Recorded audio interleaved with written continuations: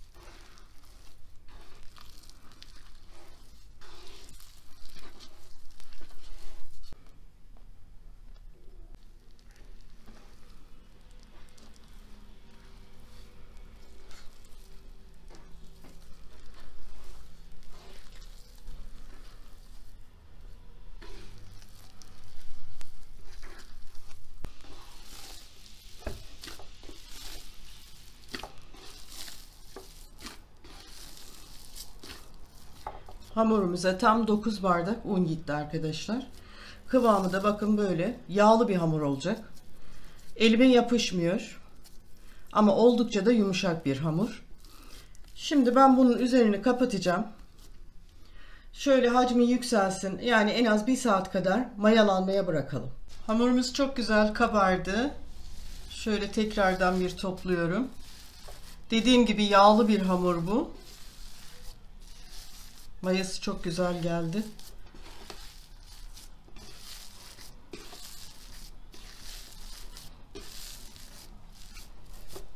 Evet, şimdi ketemize şekil vermeye başlayacağız. Bayağı bir portakal büyüklüğünde parça aldım. Zaten çok yumuşak hamur. Şöyle parmak uçlarımızla şekil verebiliriz. hafif şöyle uzatıyoruz. Çok ince yapmayın.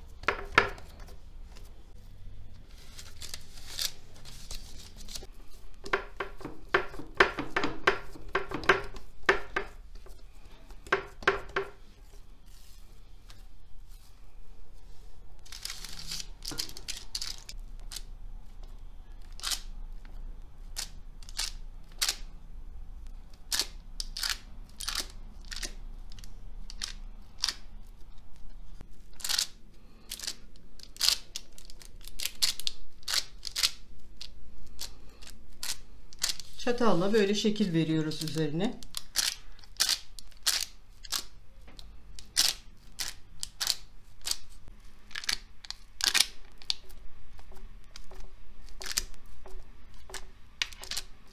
Fırınımızı 190 dereceye ısıttım. Şimdi ketelerimizi ısınmış fırına süreceğim.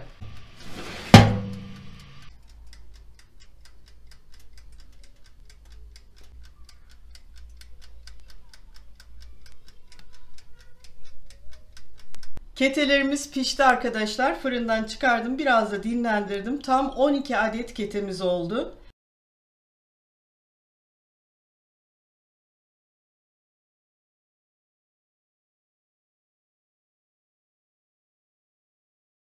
Daha çok kahvaltılarda bu kete çok iyi gidiyor. Zannedersem, yanılmıyorsam Malatya taraflarının ketesi bu. Çörek de diyebiliriz.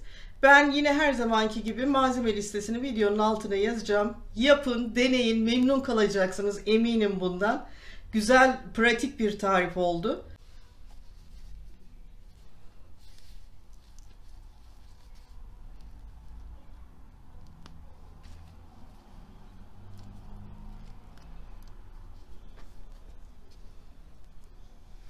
Bugünlük de benden bu kadar. Bir dahaki tarifimde buluşmak üzere diyorum. Hoşça kalın.